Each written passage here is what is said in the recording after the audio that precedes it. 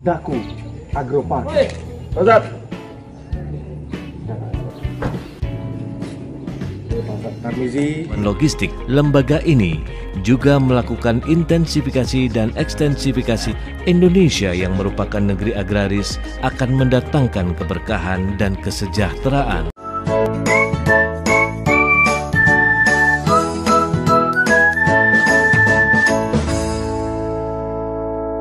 Assalamualaikum warahmatullahi wabarakatuh. Welcome back to my channel Detektif D. Teman-teman, kita sekarang ngobrolin bisnis ya. Karena kenapa saya katakan bisnis? Karena ya ini real bisnis ya. Jadi gini, beberapa waktu lalu Yusuf Mansur kan bilang, atau Pak Jaman ini ya bilang bahwasanya saya bisnis sebutir beras pun, kalau nggak salah seperti itulah pokoknya. Intinya dia nggak berbisnis di Darul Quran gitu, bahkan sebutir beras pun. Nah, lebih enak kita lihat videonya ya, karena ada perbandingan yang ya menurut saya ya tidak konsisten gitu ya dalam penyampaiannya. Oke, kita lihat dulu video Pak Jamannya. Hektaran Pak, kami beli itu tanah-tanah.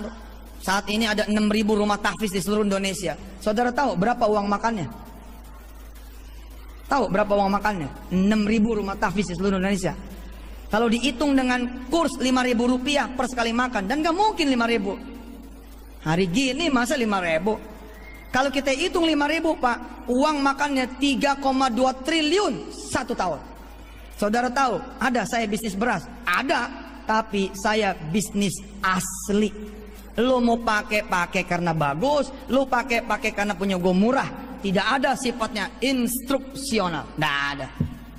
Ulama tahfiz sudah 1.400-an yang berbendera Darul Quran dengan izin Allah Subhanahu wa taala gitu. Nah, di sana saya sebutir beras aja nggak bisnis tuh. Nah, di sana saya sebutir beras aja nggak bisnis tuh. Nah, di sana saya sebutir beras aja nggak bisnis tuh. Teman-teman, jadi jelas ya antara Pak Jaman dengan Yusuf Mansur itu ya berbeda dalam menyampaikan bisnisnya ya. Pak Jaman dengan Yusuf Mansur itu kan sama ya, pokoknya intinya orang itu juga menyampaikan bahasanya yang ya sebelumnya udah bilang bisnis beras, yang sebelumnya lagi yang sesudahnya bilang tidak bisnis beras. Oke teman-teman, kita akan menggali lebih dalam tentang hal-hal yang disampaikan Pak Jaman ini ya, dimana menurut saya ini yang perlu kita pahami, bahwasanya ucapan Pak Jaman ini kadang ya pasti ada benarnya juga. Masa orang salah terus? Dan kalau ngomong masalah nggak benernya ya saya nggak mau ngomong di sini ya, silahkan kalian teman-teman bisa lihat sendiri di video saya kan banyak loh, terutama yang 23 miliar dari daun. Oke teman-teman, kita lihat video ini, video dari mereka sendiri ya, biar kita nggak salah paham, karena kalau nantinya bukan dari mereka sendiri nanti disangkanya saya nyebar hoax gitu. Kita lihat ya teman-teman videonya, check it out. Daku Agropark. Ustaz. Tarmizi.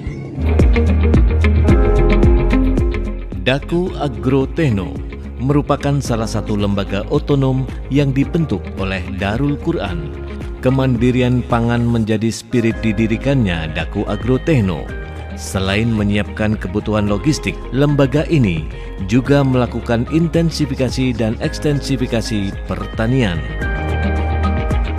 Dalam mengembangkan pertanian dan perkebunan yang ramah lingkungan, Daku Agrotehno turut mengembalikan kedaulatan pertanian dan pangan Indonesia, sehingga Indonesia yang merupakan negeri agraris akan mendatangkan keberkahan dan kesejahteraan.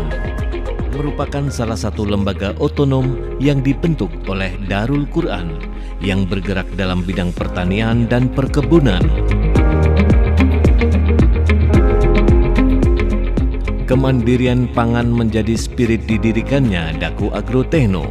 Selain menyiapkan kebutuhan logistik pesantren seperti beras, ikan,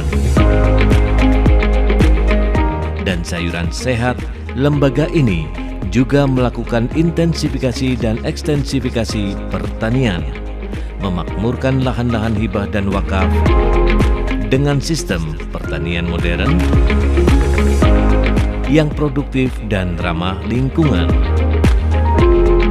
Alhamdulillah hari ini saya menyaksikan panen langsung jamur tiram. Setiap hari jamur tiram menghasilkan 2 kuintal jamur yang sudah langsung distribusikan untuk dijual. Alhamdulillah hasilnya sudah menghasilkan dan membantu pesantren. Daku Agrotekno didirikan salah satunya adalah tujuannya untuk menyediakan logistik pesantren.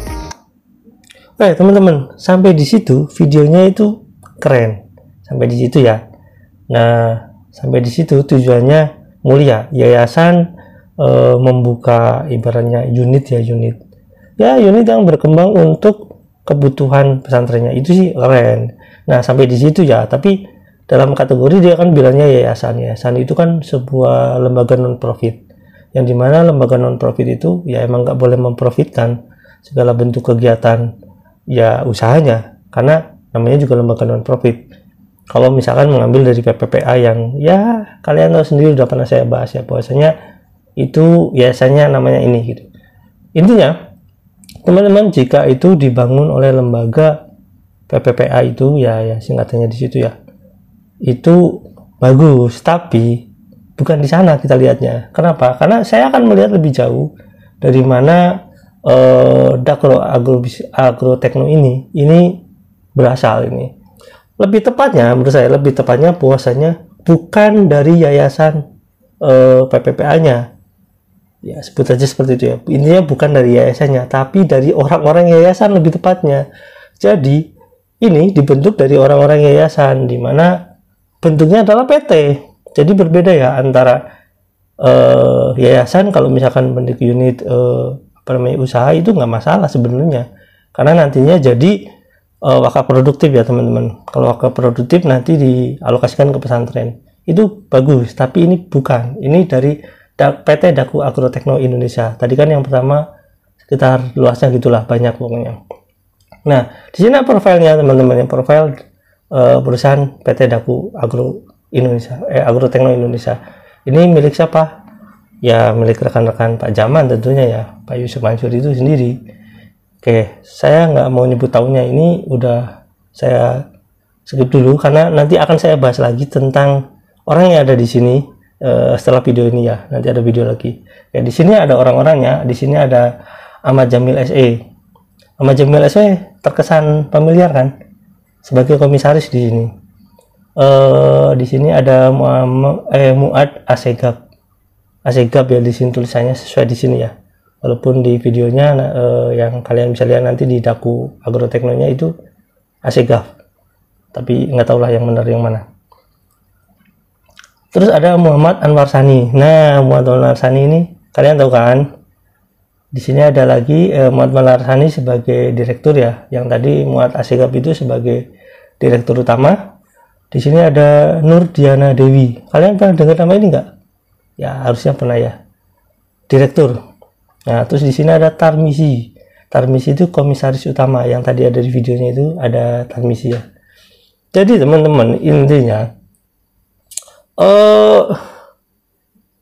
sesuatu yang misalkan dalam kategori bisnis itu bentuknya PT, lembaganya PT, itu otomatis secara tidak langsung adalah profitable, karena kalau bukan profit bukan PT, namanya juga perusahaan perorangannya, namanya pasti profit, berbeda dengan yayasan. Jadi saya jadi mikir gini teman-teman ya, bagaimana kalau misalkan pertanyaan aja, ini pertanyaannya simpelnya, pertanyaannya adalah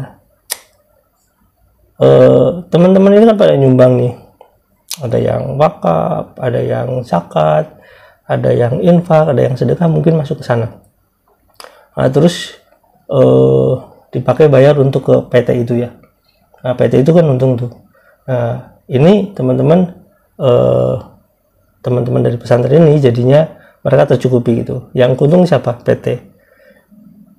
Pribadi yang untung adalah orang Daku. Iya, tapi bukan. Kalau secara profitable mungkin yayasan Dakunya beruntung di situ, tapi yang lebih tepatnya yang beruntung itu orang Daku ya, yang tadi ada di sana.